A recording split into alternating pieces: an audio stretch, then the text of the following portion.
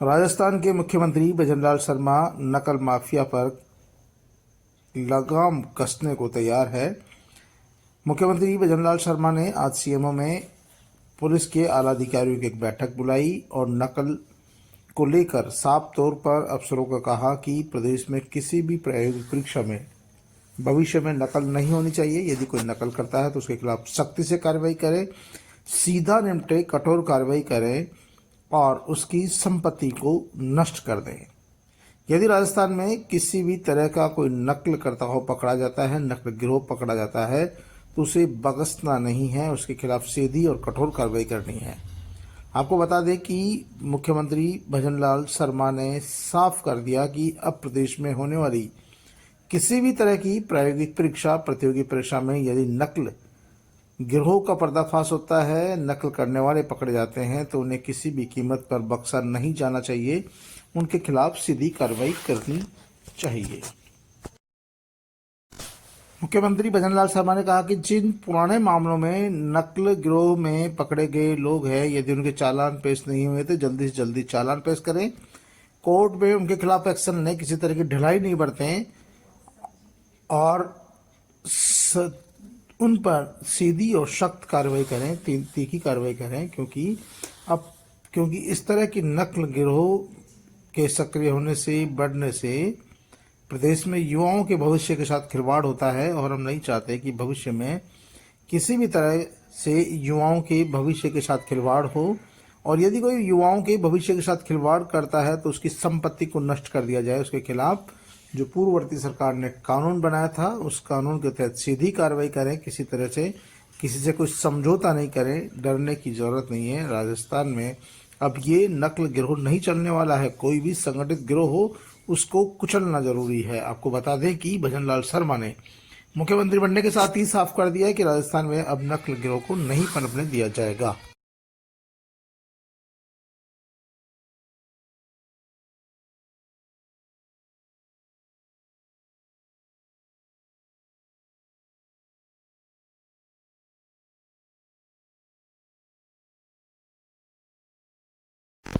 मुख्यमंत्री ने पुलिस के आला अधिकारियों से साफ तौर पर कहा कि पुलिस के आला अधिकारी जिला कलेक्टर और एसडीएम स्तर पर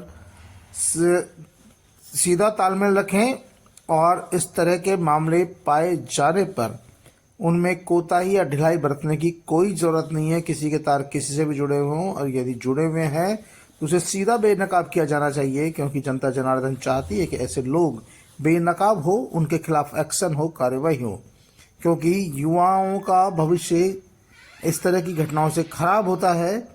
ऐसे में सभी को चाहिए कि नकल करने वाले और नकल गिरोह का पर्दाफाश होना चाहिए। वे शिकंजों के पीछे जाएं, जेल के पीछे जाएं और सीधी कार्रवाई हो।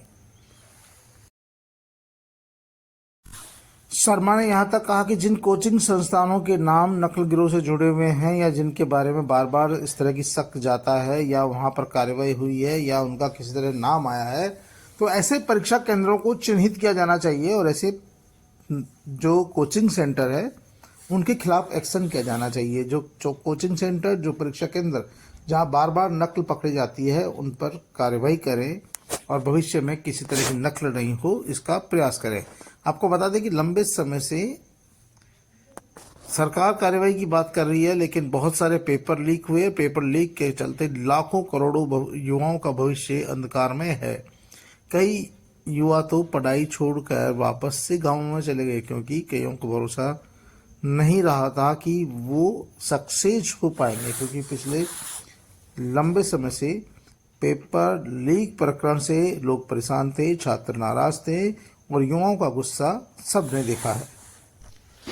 नकल रोकने के लिए मुख्यमंत्री भजनलाल शर्मा ने एक नंबर भी जारी किया है। कहा कि किसी को भी कोई भी तकलीफ होने पर इस पर व्हाट्सएप कर सकते हैं, इस पर मैसेज करें, फोन करें और यहाँ पर शिकायत दर्ज कराएं, इसके खिलाफ एक्शन होगा। आपको बता दें कि राजस्थान में नकल रोकने के लिए सरकार कटिबद्ध है और नकल करने वाले और नकल गिरोह को बढ़ावा देने वालों को कुचल दिया जाएगा।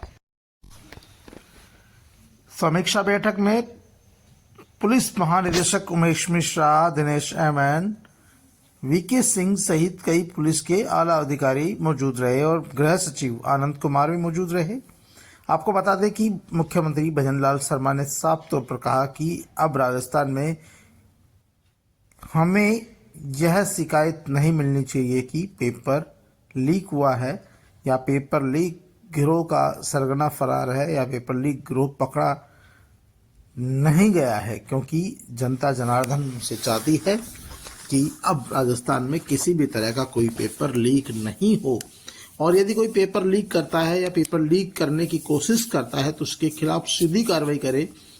परीक्षा केंद्रों पर इस तरह से एंट्री करें कि कोई इस तरह का नकली आदमी प्रवेश ही नहीं कर पाए, जिससे सरकार की बदनामी हो। क्योंकि नकल गिरोह ने न केवल युवाओं का भविष्य अंधकारमय किया है, युवाओं का भविष्य खराब किया है, बल्कि सरकारों पर भी सवालिया निशान उठते हैं। प्रशासनिक अमले पर, पुलिस अमले पर भी सवालिया निशान उठते हैं। तो ऐसे में इस तरह की किसी भी गैंग्स को नहीं पनपने देना चाहिए, उनके खिलाफ सीधा एक्शन होना चाहिए।